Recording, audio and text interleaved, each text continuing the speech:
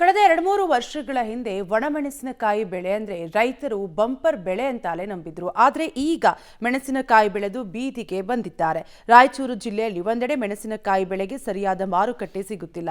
ಇನ್ನೊಂದೆಡೆ ದಿನದಿಂದ ದಿನಕ್ಕೆ ಮೆಣಸಿನಕಾಯಿ ಬೆಲೆ ಪಾತಾಳಕ್ಕೆ ಕುಸಿಯುತ್ತಿದೆ. ಇದರಿಂದ ಮೆಣಸಿನಕಾಯಿ ಬೆಳೆಗಾರರಂತೂ ಅಕ್ಷರಶಃ ನಲುಗಿ ಹೋಗಿದ್ದಾರೆ.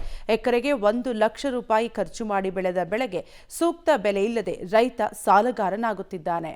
ರಾಯಚೂರು ಜಿಲ್ಲೆಯಲ್ಲಿ ಈ ಬಾರಿ ಭಾರೀ ನಿರೀಕ್ಷೆಯೊಂದಿಗೆ ರೈತರು ಲಕ್ಷಾಂತರ ಎಕರೆಯಲ್ಲಿ ಮೆಣಸಿನಕಾಯಿಯನ್ನು ಬೆಳೆದಿದ್ರು. ಆದರೆ ನಿಜಕ್ಕೂ ಕೂಡ ಮೆಣಸಿನಕಾಯಿ ಬೆಳೆಗಾರರ ಪರಿಸ್ಥಿತಿ ಈಗ ಶೋಚನೀಯ ಆಗಿದೆ ಅಂತಲೇ ಹೇಳ್ಬೋದು.